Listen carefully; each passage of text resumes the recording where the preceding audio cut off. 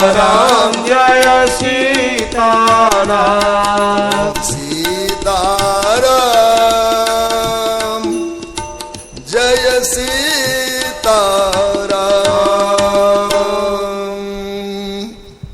भक्तवत्सल भगवान की जय। श्री कौसल्यानंदवर्धन भगवान की जय। परमानंद कंद आनंद घन प्रातपर प्रभु भगवान श्याम सुंदर भगवान श्री राघव तीर्थ विराजित देवी देवगण पुण्य सलिला भगवती भागरथी गंगा तीर्थ विराजित ऋषिगण मुनिगण समुपस्थित विद्वज वृंद संत वृंद भक्त वृंद विप्र वृंद भगवान नेमी प्रेमी श्रद्धालु भक्तगण श्रद्धा मूर्त माताएं भगवान की अहेतु की कृपा से सुदुर्लभ सत्संग मानव जीवन की सार्थकता हेतु हम सबको भगवान ने सुलभ किया है। शताधिक वर्षों से परम पावन गीता भवन की परंपरा हमारे पूर्वाचार्य मनीषियों और परमार्थी हरिभक्तों के द्वारा संचालित सुव्यवस्थित है। हम सब अपना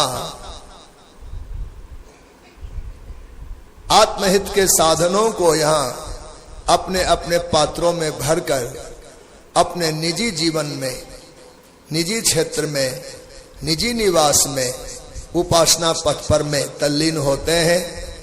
न जाने इन 100 वर्षों में कितने साधक आत्मा को साध के परलोक को गए होंगे। कितने साधक अपनी आत्म साधना को यहां सफल किए होंगे। बाजार में वस्तु खरीदी जाती है, बरता तो घर में जाता है।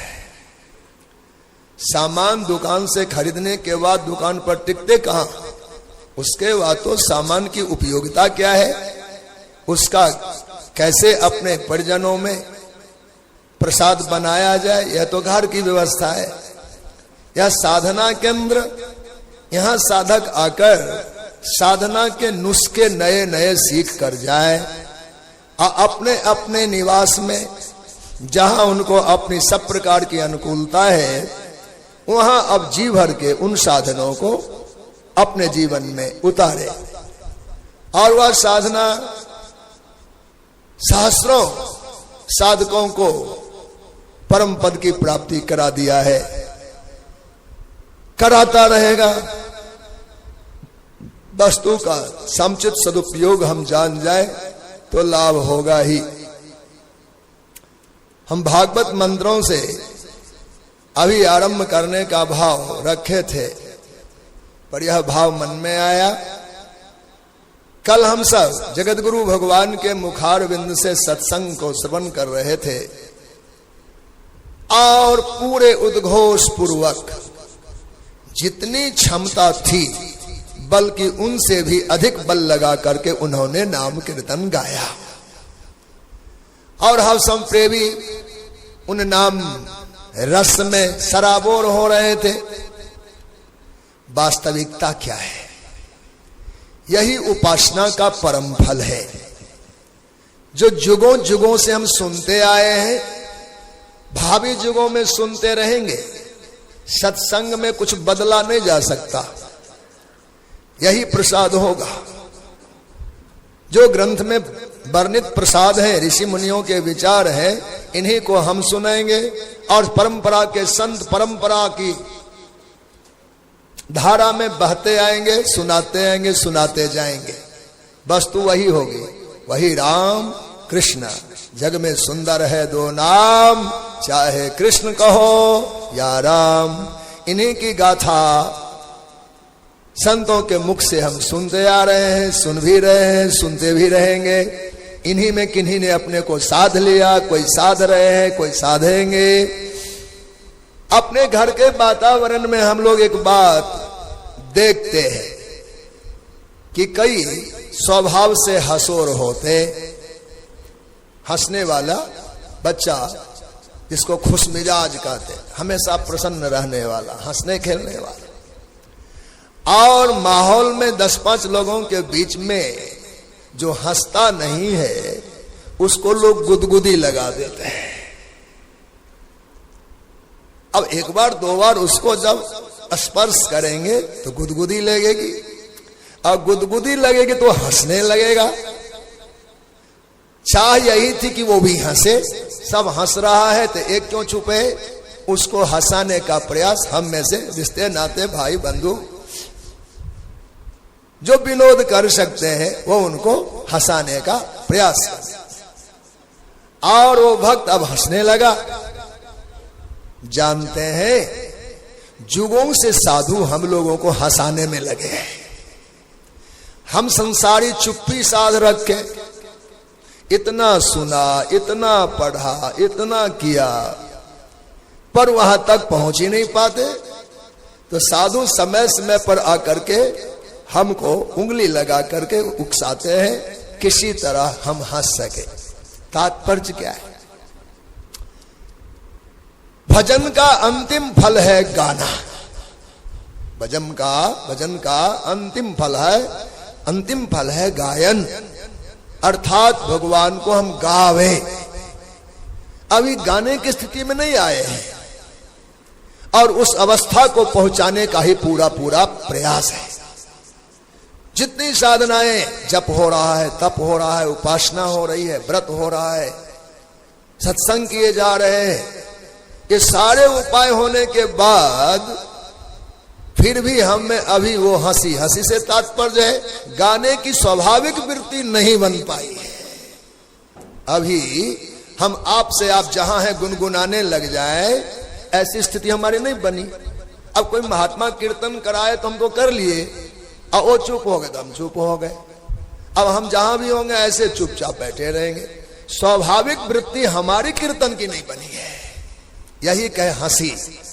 इस स्थिति को पहुंचाने के लिए साधु संत सज्जन गुरुजन सत प्रयास करते, और हमको निजी प्रयास भी करना है कि अंतःकरण में उद्गार से हृदय भर जाए, हमारा हृदय गाने को तैयार हो जाए। तब जो स्थिति बनेगी वह बड़ा अलौकिक होगा।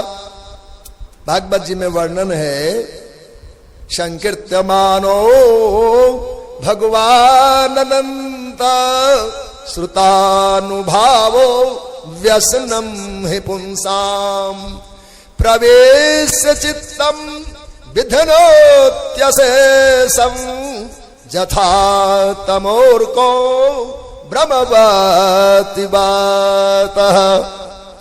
प्रेमियों, जब हमारे प्रभु संकीर्त्यमान होते, अर्थात भक्तों के द्वारा गाए जाते, संकीर्त्यमानो भगवान अनंत श्रुतानुभावो व्यसनम हि पुंसाम। संकीर्त्यमान परमात्मा भक्तों के द्वारा जब संकीर्तित होते हैं, गाए जाते हैं, उस समय श्रोताओं के हृदय में वह कथा रस, कीर्तन रस प्रवेश करता है। वह द्रवीभूत पदार्थ कान के मार्ग से हृदय तक पहुंचता है। फिर होता क्या है? व्यसनम ही पुंसाम, श्रुतानुभावो, सुने जाने पर सत्संग गायन श्रवण से वह कथा का रस अंतःकरण में उतर कर आता है। अंतर में क्या है? व्यसन है। स्थूल व्यसन तो बाहर सुनते हैं नाम, पर अंतःकरण में व्यसन है काम, क्रोध, लोभ, मोह, मात्सर्य, ईर्ष्या, द्वेष, द्वंद्व। ये अनेकों प्रकार के जो आत्म विरोधी पदार्थ हैं, इन्हीं को व्यसन कहा। तो अंतःकरण में जब यह रस पहुंचा तो नाम तो बहुत गिनाए हैं, काम, क्रोध, लोभ, मोह, मात्सर्य, ईर्ष्या, द्वेष, द्वंद्व और भी। तो इतने जो विकार हैं, इनकी एक मेजोरिटी है, एक समूह है, और पूरे के पूरे हृदय पर में उनका अधिकार हो गया है। हम कुछ करते नहीं या कुछ करते हैं तो वहां तक वो टिकने नहीं देते। उस स्थिति में ये जो अवस्था है कीर्तन की, ये प्रभावशाली है। ये कीर्तन की अवस्था साधकों के जीवन में प्रभाव डालता है। क्या करता है? संकीर्तमानो भगवान अनंत श्रुतानुभावो व्यसनम ही पुंसाम। जो व्यसन यहां बैठा हुआ है, प्रवेश चित्तम, यह कथा हृदय में प्रवेश करके विधिनोति विधिनोत्यशेषम, भगवान की कथा का क्या प्रवेश हुआ, युद्ध छिड़ जाता है। जब भी कथा कान मार्ग से हृदय में प्रवेश करेंगे तो अंतःकरण में लड़ाई छिड़ती है, युद्ध होना शुरू हो जाता है और भगवान एक तरफा जीत लेते हैं। उस समय काम हो, क्रोध हो, लोभ हो, मात्सर्य हो, ईर्षा हो, द्वेष हो, द्वंद्व हो, पाखंड हो, तर्क हो, कुतर्क हो, भय हो, भ्रम हो, इनकी जितनी उपस्थिति है, इनका जैसा समूह है, विधनोति, कथा जहां प्रवेश किया उसका विधुनन आरंभ हो जाता है। विधुनन, मर्दन, कहा अशेषम, ऐसा नहीं कि कोई बच जाए, ऐसा नहीं कि कोई बच जाए, विधनोत अशेषम, अशेषम विधनोति, भगवान की कथा अंतःकरण में प्रवेश करके एक एक एक आत्म विरोधी, आत्म शत्रु को विधुनन कर डालते हैं, विधुनन कर डालते हैं, मसल डालते हैं, कोई बच ही नहीं पाता। ये कथा का फल है, ये कीर्तन का फल है, ये नाम गायन का फल है। अब तर्क होगा कि भाई कथा अंतःकरण में प्रवेश करके इन दोष दुर्गुणों को कैसे मसल डाला, कैसे नष्ट किया। उदाहरण दिए, जथा तमोर को भ्रमवाति बातः, दो उदाहरण दिए। रात्रि में घना अंधकार है, अपने हाथ नहीं सुझाई देते, अमावस की रात है, पर यह रात की सत्ता कब तक है? जब तक सूर्योदय नहीं हुआ। सूर्य भगवान के उगने के बाद वो चाहे कैसी काली रात हो, अंधेरी रात हो, दूर दूर तक कहीं अंधेरा दिखता है आपको? चूंकि भगवान सूर्य प्रकट हो गए, ऐसे में भगवान सूर्य के प्रकट होने से, बोलो संत भगवान की विराजिए। जथा तमोर को भ्रमवाति बातः, सूर्योदय होने के बाद क्या कोई शिकायत है धरती पर कि हमारे गांव में अंधेरा है? अगर करे भी तो क्या मान्य होगा? कभी नहीं। जब सूरज उग चुके तो 3 नंबर में प्रकाश है, तो 4 में क्यों नहीं है, 5 में क्यों नहीं है? इसका मतलब है प्रकाश सभी जगह सर्वत्र समान रूप से व्याप्त हो गया। तो जैसे सूर्य भगवान के उगने के बाद अंधेरा की सत्ता मिट जाती है, एक उदाहरण। अब भ्रमवाति बातः, आकाश में बादल छा गया है, काले बादल मंडरा रहे हैं, अपने भरोसा कर ले अब तो बरसात होगी ही, ऐसा उम्मीद होता कई बार। बादल तो काले हैं, मंडरा रहे हैं, अब बरसेंगे, अब बरसेंगे। उसी समय में जोरों की आंधी आ जाए, तो वो आंधी जब उठता है, आता है, तो बादल को तितर बितर कर देता है, खंड खंड कर डालता है। अरे बादल तो बढ़िया लगा था, पर हवा के झोंके में सारा बादल उड़ गया। बादल लगता था कि बरसने वाला है, पर हवा के झोंकों में वह बादल उड़ के और चला गया, आसार पूरे नहीं हुए। ठीक ऐसे ही जब आप भगवान के सुजस गायन करेंगे, श्रवण करेंगे, तो परमात्मा हृदय में प्रवेश कर जाएंगे द्रवीभूत पदार्थ की तरह। और जितने विकार हैं, चाहे इनकी कितनी मेजोरिटी हो, समूह हो, मिलजुल के इकट्ठे बैठे हो, पर भगवान पहला काम तो विधुनन कर देंगे, एक भी इसमें बचने पावेगा नहीं। जैसे सूर्योदय के बाद अंधेरा टिकता नहीं है और तेज आंधी में बादल ठहरता नहीं है, ऐसे भगवान उसी आंधी की भांति हृदय में प्रवेश करेंगे। उनके गति के सामने इन विकारों का बादल ठहर नहीं पाएगा, इन सब को पलायन करना पड़ता है। आपका हृदय निर्मल हो जाता है। बिनु घन निर्मल सोह आकाशा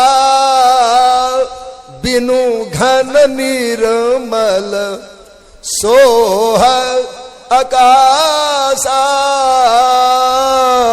हरिजन इव परि हरि सब आशा हरिजन इव परि हरि सब आशा।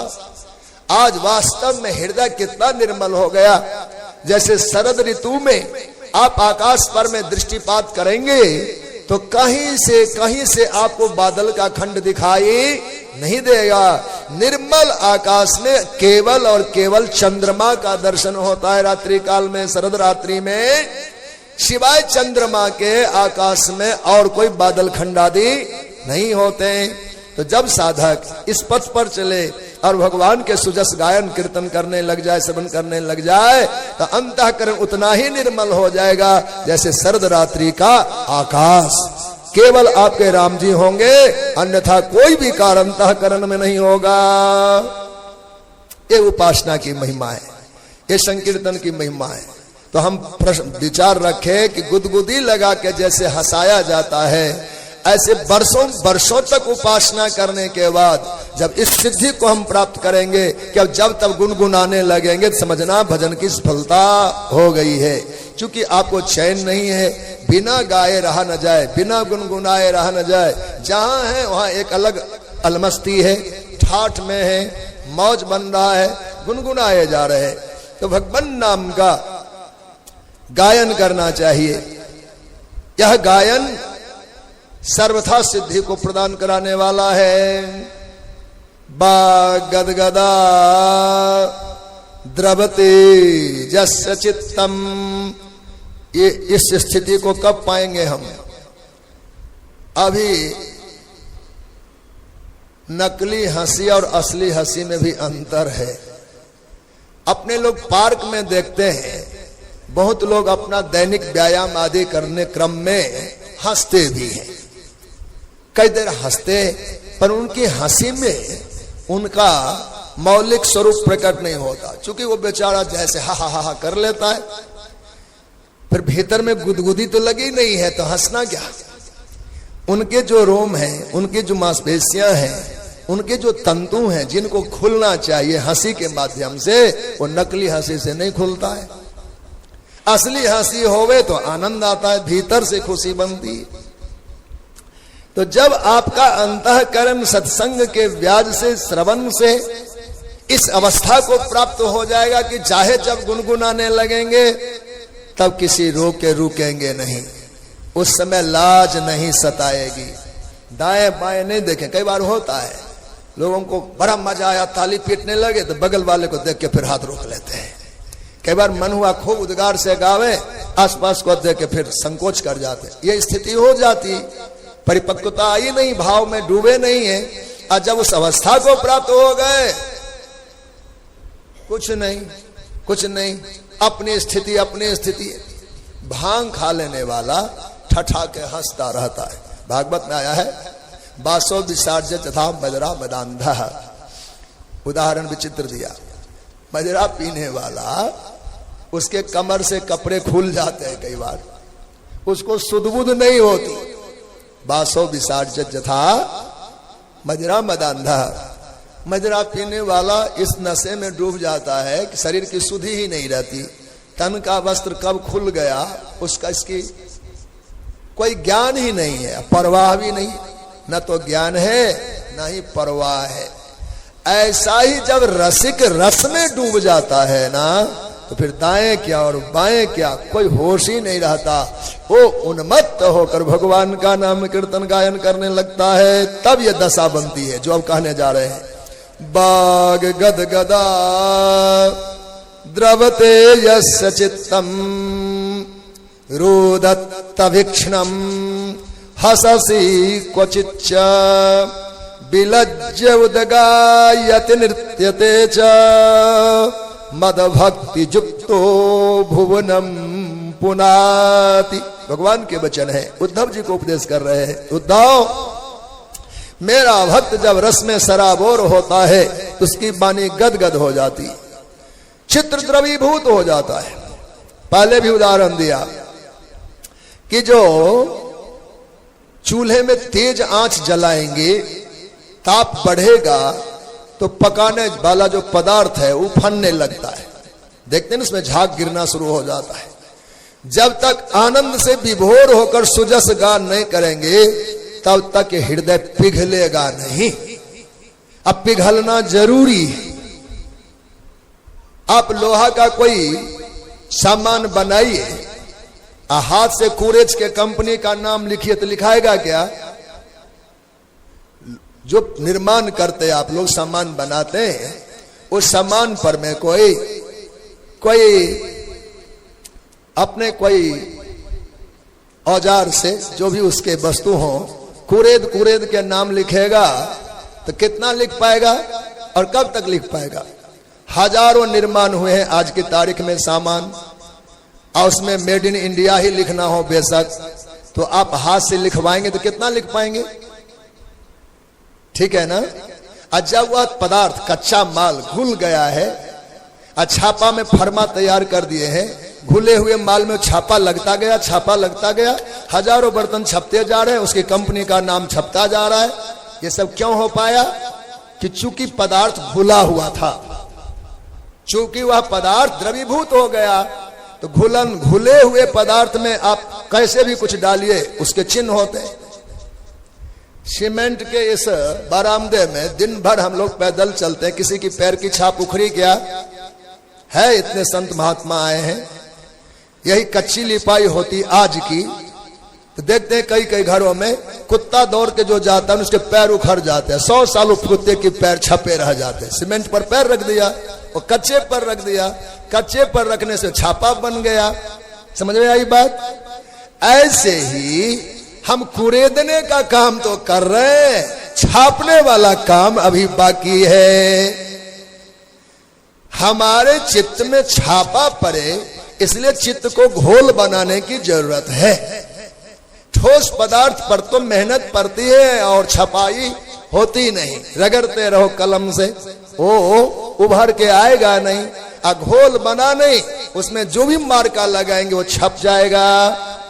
यही वजह है जो कीर्तन में गुदगुदी लगाया, आपको हंसी आई, और हंसी जब आई, किसी अवस्था को हम पाना चाहते हैं पूरे जीवन की उपासना से, अब वो अवस्था प्राप्त हो गया तो क्या होगा? बाग गदगद बानी हो गई। द्रवते जस चित्तम, चित्त द्रवीभूत हो गया। अब द्रवीभूत चित्त हो गया तो जो छापा छापना हो छाप लो। पुलकित गदगद वाणी और द्रवीभूत चित्त में अब जो नाम उकेरना हो, आज जो छपेगा अब अनंत जन्मों तक इसकी छाप पक्की हो जाएगी। हे राम कृष्ण छप जाएंगे। इसलिए हम लोग करते तो सब कुछ है, अभी छप नहीं पा रहा है। छापने की स्थिति है द्रवीभूत होना। बाग गदगदा द्रवते यस्य चित्तम, चित्त द्रवीभूत हो गया। और जब कोई वस्तु घुलता है तो पिघल के बहता है कि नहीं? कोई वस्तु गलेगा, द्रवीभूत पदार्थ कहीं गिरता है धरती पर, तो चित्त जब पिघलता है तो आंखों के रास्ते इसका ये निकासी मार्ग है, ओवरफ्लो देते हैं ना अपने टंकी में। ऐसे भीतर में चित्त में जो आनंद भरता है, और इस चित्त जब पिघलने लगते हैं तो पिघल करके आंखों के रास्ते से बहना शुरू हो जाता है। तो बाग गदगदा द्रवते यस्य चित्तम रुदत अवीक्षणम, निरंतर अश्रु की धारा फूटी रहती है, चूंकि घुला हुआ है वो, पिघला हुआ है वो, बहेगा।